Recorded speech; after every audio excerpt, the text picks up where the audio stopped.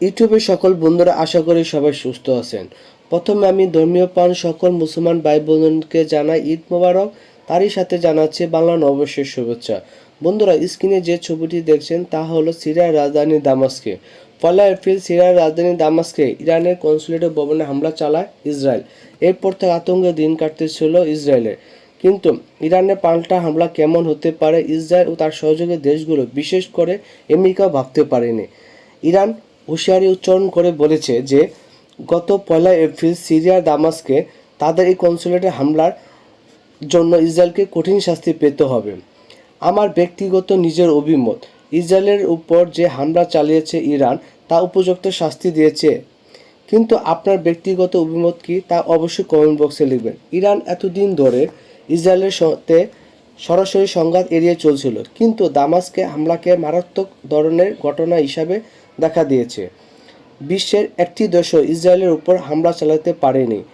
ইরানের মাটি থেকে এই প্রথম ইসরায়েলে লক্ষ্য করে হামলা চালায়। এখন আপনাদেরকে জানানোর চেষ্টা করব ইসরায়েলে ইরান যেসব অস্ত্র দিয়ে হামলা চালিয়েছিল, এবং আরও জানানোর চেষ্টা করব ইরানের সেরা 9টি ক্ষেপণাস্ত্র সম্পর্কে। ইসরায়েলে ইরান যেসব অস্ত্র দিয়ে হামলা চালিয়েছিল তা বিশ্লেষণ করেছে আল জাজিরার প্রতিরক্ষা সংবাদদাতা অ্যালেক্স গ্যাটোপলক্স। তিনি বলেছেন, ইরান ইসরায়েলের ড্রোন, ক্রুজ ক্ষেপণাস্ত্র ও প্রায় 110টি ব্যালিস্টিক ক্ষেপণাস্ত্র নিক্ষেপ করেছিল। ড্রোনগুলো আকার ছোট ছিল এবং সস্তা ক্রুজ ক্ষেপণাস্ত্রের মতো তা ব্যবহার করা হয়েছিল। ইরানের ছোড়া ব্যালিস্টিক ক্ষেপণাস্ত্রগুলো ছিল বহু স্তর বৈশিষ্ট্য। এগুলো এমনভাবে নকশা করেছিল যাতে ইসরায়েলের আকাশ প্রতিরক্ষা ব্যবস্থা ধ্বংস করে দিতে পারে। ইসরায়েলের নেভাতিম বিমান ঘাঁটিতে অন্তত 15টি ব্যালিস্টিক মিসাইল ক্ষেপণাস্ত্র ছোড়া হয়েছিল, তবে ইসরায়েলের এর মধ্যে অধিকাংশ ধ্বংস করে দিয়েছে। ইরানের সংবাদ সংস্থা ইসানা এই সপ্তাহে একটি গ্রাফিক্স প্রকাশ করেছে। ইসরায়েলে পৌঁছাতে সক্ষম এমন 9টি ইরানি ক্ষেপণাস্ত্র প্রদর্শন করা হয়েছে। ইসানা বলেছেন, ইরান যেসব ক্ষেপণাস্ত্র ছুড়েছে সেগুলোর মধ্যে আছে 2500 কিলোমিটার দূরত্বের মধ্যে ঘন্টায় 17,000 কিলোমিটার বেশি গতির আঘাত হানতে পারা শেজিল, আরও আছে 2000 কিলোমিটার দূরত্বে আঘাত হানতে পারা খাইবার, 1400 কিলোমিটার দূরত্বে আঘাত হানতে পারা সক্ষম হাস কাশেম। ড্রোন সরবরাহকারী দেশ ইরান বলেছেন, গত আগস্টে তারা ড্রোন মোহাজের 10 তৈরি করেছে। এটি 2000 কিলোমিটার দূরত্বের মধ্যে টানা 24 ঘন্টা 300 কেজি ওজন নিয়ে উঠতে সক্ষম। এখন আপনাদেরকে জানানোর চেষ্টা করব ইসরায়েলে হামলার জন্য যেসব দূরপাল্লা ক্ষেপণাস্ত্র ব্যবহার করবে ইরান তা ধারাবাহিকভাবে তুলে ধরা হলো। প্রথম, খুর রামশহর 4 ক্ষেপণাস্ত্র, সংক্ষেপে বলা হয় খাইবার।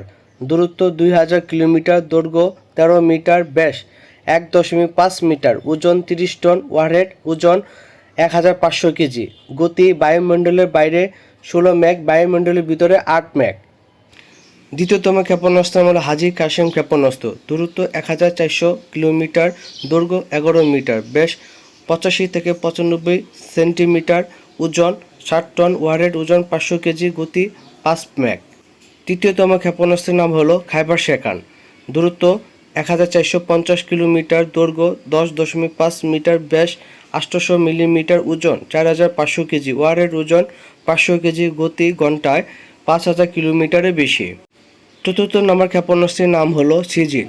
দূরত্ব 2000 থেকে 2500 কিলোমিটার, দৈর্ঘ্য 17.57 মিটার, ব্যাস 1.25 মিটার, ওজন 23 টন, ওয়ারহেড ওজন 500 কেজির বেশি, গতি 12 থেকে 14 ম্যাক।